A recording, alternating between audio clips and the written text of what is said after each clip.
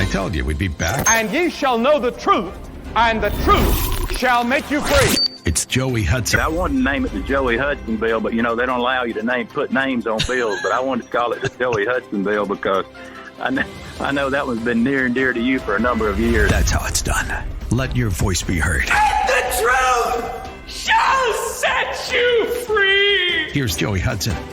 Welcome to today's edition of Just the Truth. Glad to have you join me in the PhD Weight Loss and Nutrition studio.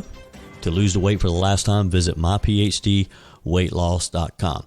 The New York Police Department had to remove pro-Palestinian protesters from the streets to keep them from disrupting yesterday's annual Macy Thanksgiving Day parade in Manhattan.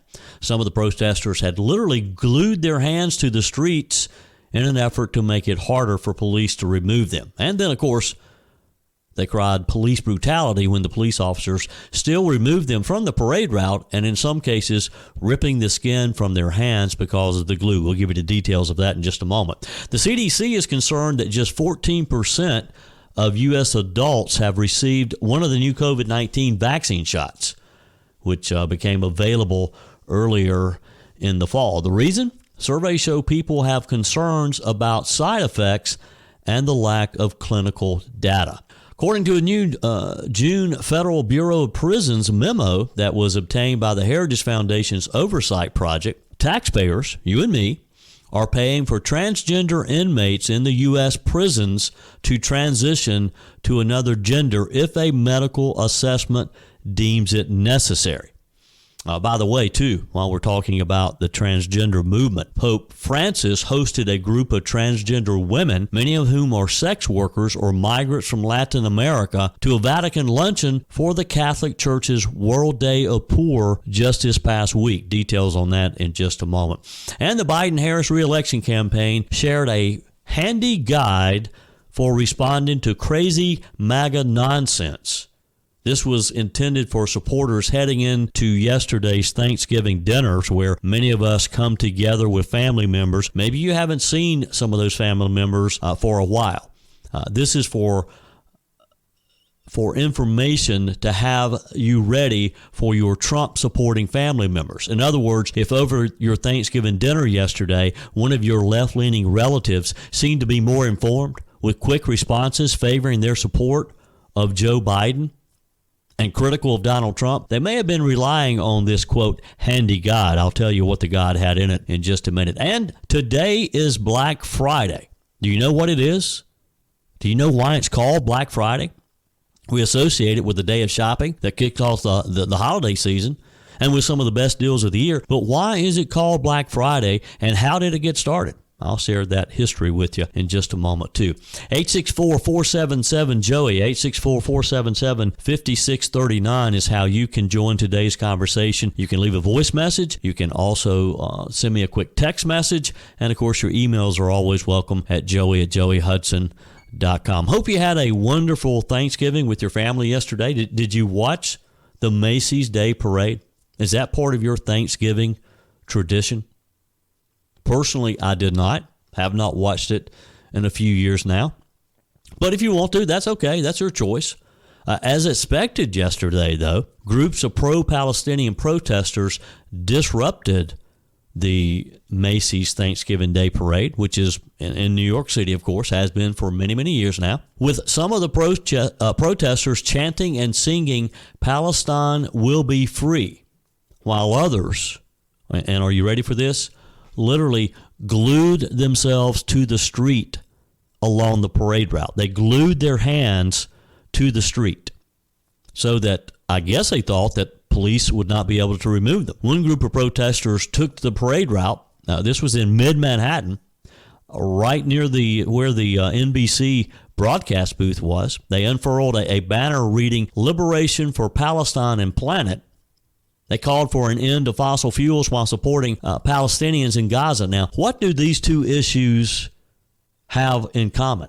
What does the elimination of fossil fuels have to do with pro-Palestinian groups? I don't quite understand that. The protesters wore white jumpsuits. They doused themselves in some type of red liquid and again glued their hands to the street to try to disrupt the parade. You can see the video images. The crowd lining the sidewalk could be heard drowning out the chants and the boos. NYPD officers were seen removing the protesters from the street, taking them away from the scene so that the parade could continue. And of course, they are complaining now about the police treating them this way, saying that it was painful to be removed from the street. I guess it was. If you glued your hands to the street and they literally kind of rip you away from that, it might be painful. You should have thought of that before you put the glue on your hands and your hand on the street, right? On another part of the parade route, protesters waving Palestinian flags and holding pro-Palestinian signs were singing a variety of chants, including "From the river to the sea, Palestine will be free." Some chanted, "There is only one solution, intifada revolution," while others called for a ceasefire in the Israel-Hamas war. In another act of protest, an individual aboard a Native American float, now get this, is a Native American float, just as they got in front of the parade broadcast booth, they pulled out a pro-Palestinian flag. The float was from the Mashpee Wampanoag tribe, also known as the People of the First Light, and as it was passing Macy's flagship store on 34th Street in Midtown Manhattan, when a male individual unfurled a small Palestinian flag and raised it above his head. Savannah Guthrie and Hoda Cobb, who were hosting the parade for NBC, said that the float represents the promise of the future, guided by the knowledge of our shared heritage. Pro-Palestinian protests have broken out across the country, of course. U.S. cities, college campuses have seen them in recent weeks, with many demanding a ceasefire in the Israel-Hamas war. Last week, pro-Palestinian protesters in New York City converged near Penn Station and blocked access to the main train hub. And we've seen this in Washington and in other large cities, San Francisco, Boston, Chicago, all around the country. Israel, of course, has vowed to wipe out Hamas after the militant group launched its October 7th surprise attack. We still are working, hopefully today, we'll see some of the initial 50 hostages released. We'll see. We thought that was going to be the case yesterday as well. The Biden-Harris re-election campaign shared what is being called as a handy guide for responding to crazy MAGA nonsense. They sent this out to supporters of the Biden campaign heading into yesterday's Thanksgiving holiday to be used for family members who are going to have Trump-supporting family members in attendance at their Thanksgiving celebration. The guide supposedly shared talking points to respond to conservative rhetoric about subjects from immigration to the economy. One slide included responses when someone claims Trump secured the border. They were supposed to reply, "No, he didn't," followed by claims that all he did was separate families, put children in cages, and leave behind a broken immigration system for Joe Biden to clean up. So if you heard that response yesterday, you now know where it came from. Critics across social media shredded the list of talking points, arguing that it takes an especially insufferable kind of person to approach the Thanksgiving table looking forward to an argument rather than eating a peaceful meal with your family. Republican digital strategist Alex Sears wrote, "Democrats literally publishing a script of how to be the worst person at Thanksgiving." Podcast host Siraj Hashmi said, "Imagine needing political talking points for a holiday encounter with loved ones." Author John Durant wrote, "Reminder to all political persuasions. Preparing political talking points to use against family members on Thanksgiving is a form of mental illness. Show some maturity, speak with the right tone, or change the subject." Other commentators accused Biden-Harris of pushing propaganda. Conservative radio host Jason Rantz wrote, "The Biden-Harris team putting out propaganda scripts to defend their campaign is gross." Twitchy's Doug Powers wrote, "All the gaslighting would make North Korean state media blush," and congressional Republican candidate Joe Kent described the post as a thread on how to ignore reality and embrace managed decline. Did you have a family member yesterday pull out their handy little guide when you brought up some positives on Donald Trump? It's really kind of funny, isn't it, that the Biden team would go to this extreme. Today is Black Friday. Do you know why it's called that? We associate it with a day of shopping that kicks off the holiday season with some of the best deals you're going to find all year. But why is it called Black Friday? And how did it start? I'll share that with you in just a moment. First, let me tell you about PhD Weight Loss and Nutrition. Let's talk about emotional eating, because as we head into the Christmas holiday, that's quite often what we see. We eat when we're not really hungry. And look, I can tell you from experience, I'm a chocoholic, and I still love chocolate. But I've learned not to use it as a crutch to deal with stress. I changed my relationship with chocolate 3 years ago with the help of the team at PhD Weight Loss and Nutrition. I was introduced to Dr. Ashley Lucas, and boy, am I glad I was. One of the hardest habits to break when you're trying to lose weight is emotional eating.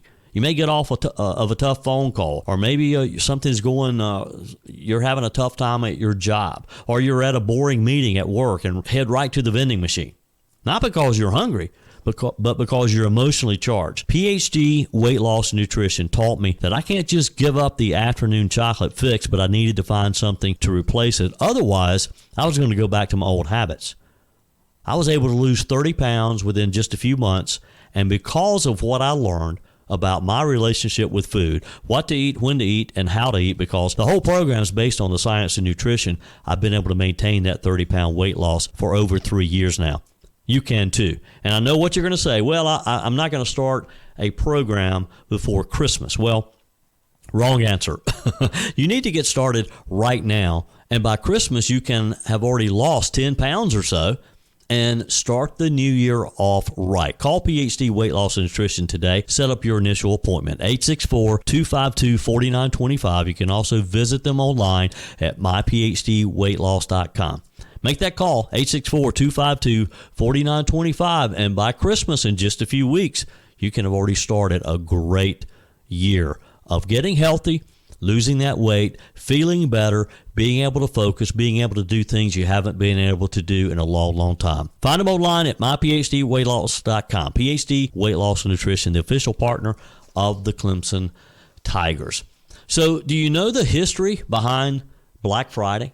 Why do we call today Black Friday? Black Friday is a name that is used for actually two unrelated occasions. It's now most popularly used, of course, in the U.S. to refer to the day after Thanksgiving, which is often considered the first day of the holiday shopping season and is known for featuring discounts from many retailers. Black Friday is also the Friday after Thanksgiving, which is always the fourth Thursday in November, of course. And, of course, today, November 24th, we celebrated Thanksgiving yesterday, so everybody's running out to find the good deals. The name Black Friday is also used to refer to September 24th, 1869, the date of a financial panic in the U.S. that was sparked by gold speculators. So where did Black Friday come from, the term Black Friday? While many people believe the term Black Friday finds its roots in the sense of black meaning showing a profit, not showing any losses, this actually is not the case. Historically, black has been associated with days of economic stress as opposed to days of booming commercial success. The first Black Friday occurred in 1869 after financier Jay Gould and railroad businessman James Fisk attempted to corner the market on gold, which ultimately resulted in financial panic and the collapse of the market. A little over 60 years later, October of 1929, another stock market crash referred to as Black Tuesday marked the onset of the Great Depression. The true origin of the post-Thanksgiving Black Friday lies in the sense of black meaning marked by disaster or misfortune. In the 1950s, factory managers first started referring to the Friday after Thanksgiving as Black Friday because so many of their workers decided to falsely call in sick, thus extending their holiday weekend. About 10 years later, we're told, Black Friday was used by Philadelphia traffic police to describe the day after Thanksgiving because they had to work 12-hour shifts in terrible traffic. Visitors flocked to the city to start their holiday shopping, and sometimes this popular shopping day coincided with the annual Army-Navy football game. The term caught on among shoppers and merchants in Philadelphia, and from there, it took off nationwide. The 1980s brought the mythology of Black Friday as we know it today. While the phrases in the black and in the red are used in the business world to describe profits and losses, this explanation for one of the busiest shopping days of the year only came in the 1980s, about 20 years after the phrase Black Friday was in regular use. So, when is the holiday season? Black Friday is part of a series of the unofficial holiday season focused on shopping opportunities for what's considered the beginning of Christmas shopping. This period begins with Black Friday, the oldest and most established of the days. Now, there's some new days like Cyber Monday in more recent addition to these special days, along with Small Business Saturday, the day for buying from small businesses. The yearly charitable giving campaign known as Giving Tuesday next week takes place on Tuesday after Thanksgiving. Giving Tuesday is an annual event devoted to encouraging people to donate to charitable causes or to volunteer. By the way, if you're looking for an organization to support on Giving Tuesday, consider Gallagher's Heroes and donate as generously as you can. This year, we're doing a special promotion for Gallagher's Heroes to purchase first responder Bibles. So if you want to purchase Bibles for first responders, go to Gallagher'sHeroes.org, give generously. That money will be dedicated to purchasing those Bibles. Thank you in advance for your support. So that's sort of the history on Black Friday. Are you headed out shopping today? You got some special deals? Or do you do like me and try to stay home and avoid the traffic? Your comments are welcome on the Truth text line, 864-477-JOEY, 864-477-5639. You can also leave a voice message, and your emails are encouraged, joey@joeyhudson.com. So, story that has been uncovered by the Heritage Foundation's Oversight project. Taxpayers, you and me, are paying for transgender inmates in U.S. prisons to transition to another gender if a medical assessment deems it necessary, according to this June Federal Bureau of Prisons, the BOP, a memo that was obtained by the Heritage Foundation. The memo, discovered through a Freedom of Information Act request, details the immediate implementation of a new pathway for inmates to undergo invasive surgery to transition to their desired gender. The last time clinical guidance for the Bureau of Prisoners was released was in 2016. The Heritage Foundation says all evaluations and procedures are overseen by an advisory group called the Transgender Clinical Care Team. Medical review meetings are attended by pharmacists, a psychiatrist, a physician, and a social worker. The memo reads under section Gender Affirming Medical Assessment, healthcare providers should utilize a gender-affirming approach, including using the individual's preferred name and pronouns during each clinical encounter. This also includes using non-gender specific terminology, like you're supposed to say chest instead of breast, for example. Some operations listed in the BOP clinical guidelines funded by you and me include hormone therapy, feminization, masculinization, procedures that do things like permanent hair removal, male chest contouring, breast augmentation, hysterectomies, and other surgical operations. Mike Howell, director of the Oversight project with the Heritage Foundation, was quoted as saying, "It's crazy when you look at the document, the sophistication of the apparatus they built to govern just transitioning prisoners. And we have other investigative work that shows in state prisons, overwhelmingly and disproportionately, transgender prisoners account for sex crimes," he said. "And we're just like diluting these people with taxpayer dollars and giving them their surgeries." Sam Dewey, Heritage Foundation's attorney, said that the BOP guidelines apply to all federal inmates regardless of what crime they're serving for. In his report, he said, "So this policy applies not to some kid who made some mistake, got caught up with the wrong people on the streets. This would apply here and there for hardened criminals. And why are our tax dollars going to that when these people are in jail to be punished?" he said. As you can imagine, lawsuits have already been underway for transgender inmates who are seeking the sex reassignment surgery. A Minnesota transgender inmate is being moved to a women's prison and will receive surgery as well as a $495,000 settlement from a discrimination lawsuit against the State Department of Corrections, according to a June ruling. Think about that. We're paying a man who thinks he's a woman and feels like he was discriminated against.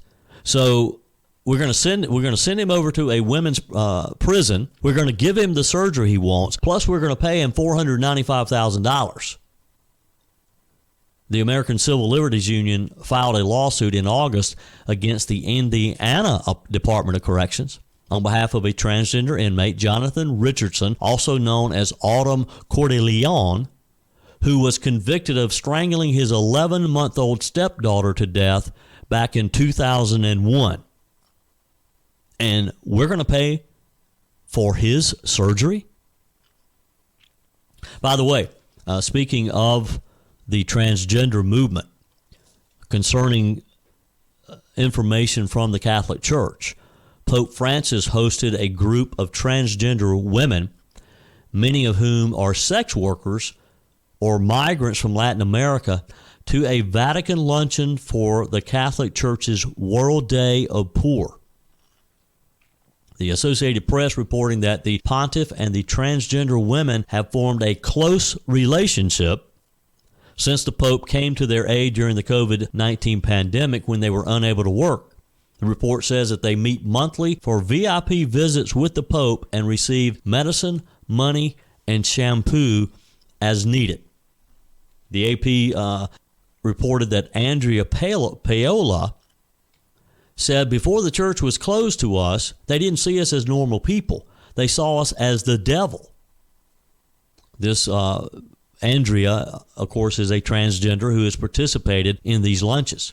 Some 1,200 people who are impoverished or homeless also attended the luncheon, according to the AP. The invitation to the transgender women comes as the Vatican released a controversial document earlier this month affirming that individuals suffering from gender identity disorders are allowed to be baptized or be named as godparents under specific circumstances.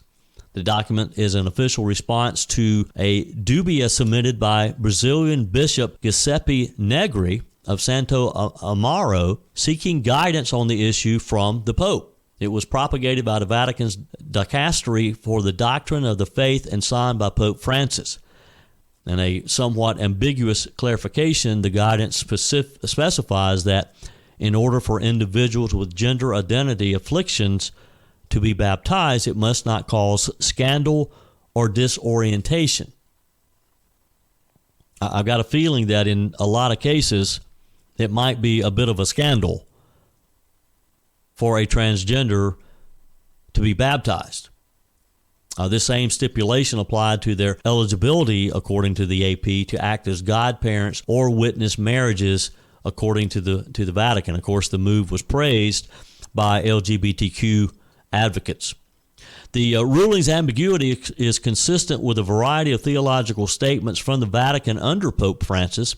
In this report, Father Brian Graby, a priest with the Archdiocese of New York who holds a doctorate in theology from the Pontifical Gregorian University in Rome, said previously that the Vatican's guidance is not contradictory to church teaching, but possibly deficient, he said. In a memo in response to this, he said, there's nothing in the document that contradicts church teachings. My reaction to it when I read it is that it's deficient. The problem isn't so much as what it says as in what it leaves unsaid, he said. The Catholic Church teaches that gender ideology and transgender lifestyles are a, quote, grave disorder in need of correction through spiritual and secular therapy. On the Truth text line, texter says, heard the FBI has closed the case at the northern border. Our government is failing us every day. Unless we vote this regime out, there will be no America. Not sure anymore who we can count on to do the right thing, and I'm too old to conform to communism. Lord, come quickly. Thank you for your comment. Chris writes, happy Thanksgiving, Joey. God bless you and your family. Thank you, Chris. Hope you had a wonderful Thanksgiving as well. Bobby in Elberton, Georgia. Good morning, Joey. Wanted to wish you all a happy Thanksgiving. That's me at the dinner table. There's a photo attached here. Thank you, Bobby. And in reference to the horrible accident, attack, or whatever you want to call it at the Canadian border, Texter says, well, maybe I did, but perhaps not. Having a terrifying event happen at the border is not a surprise up here. This is someone who lives there near the border. I heard a guy who either witnessed it or was there right after it happened, and his description was that the car and passengers were blown to smithereens. Then later, after the FBI got involved, as well as drama boy Trudeau, the info dried up, and it was almost like, move along, nothing to see here, as we might expect. Our positive inspiration for today, titled a poem, I guess. I am thankful for my family. My friends, I feel the same. Life is filled with many thanks. Life is the perfect game. Life is filled with treasures. If you're a lucky one, be grateful and be humble and share them with someone. But one thing we must remember, we're not the one to thank. There's a higher power here that we must give first rank. I am thankful for my life and all that it holds. I'm excited to see what's next for me. Let's see how it unfolds. Happy Thanksgiving. Well, thank you for sending that. 864-477-JOEY, 864-477-5639. Your comments are welcome on the Truth text line as well. The CDC is concerned that just 14% of U.S. adults have received one of the new COVID vaccine shots, which became available earlier in the fall. The reason? Surveys show that people have concerns about the side effects and, more importantly, the lack of clinical data. Have you received it? Has your doctor recommended that you receive it? Portions of today's show is brought to you by Discounted Appliance Warehouse. Are you looking to upgrade your appliances? Maybe over the Thanksgiving holiday, your refrigerator went out?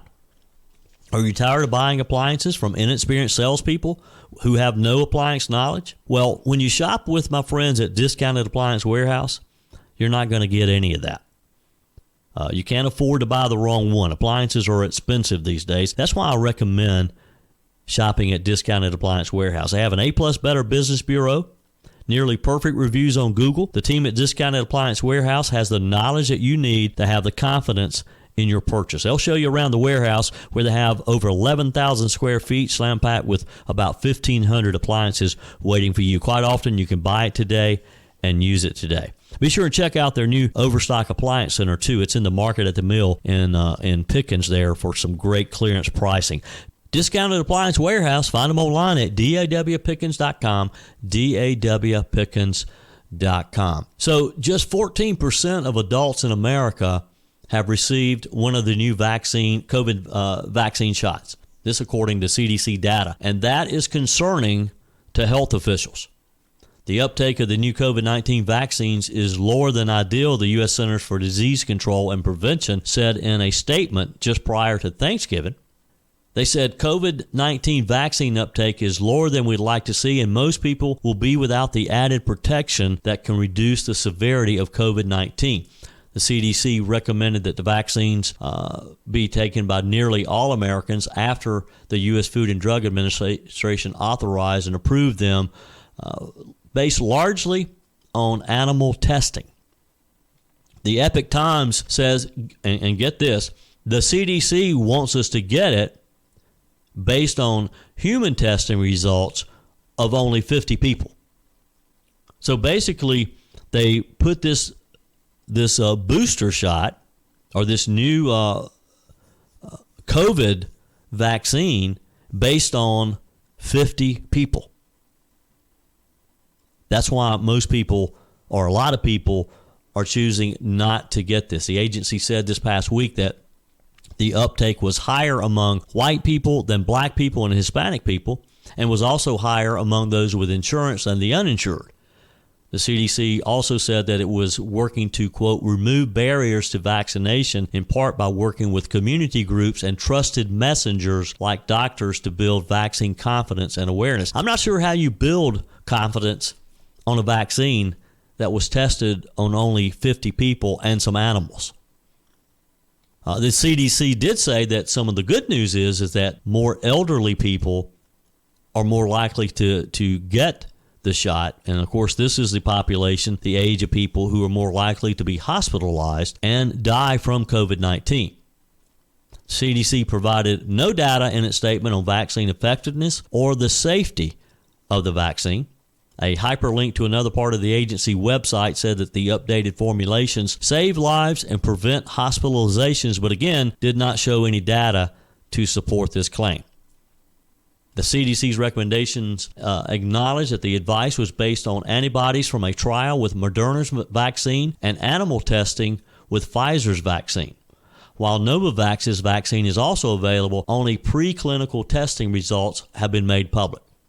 So among the 50 people who received Moderna's shot in a clinical study, antibody responses were higher against newer variants compared to before some of the older variants. Antibodies are thought to protect against COVID-19, of course. If you've had the COVID virus, some doctors believe that you have the antibodies that you need to fight off any future infections. The CDC says that its advice was based in part on prior versions of the vaccine.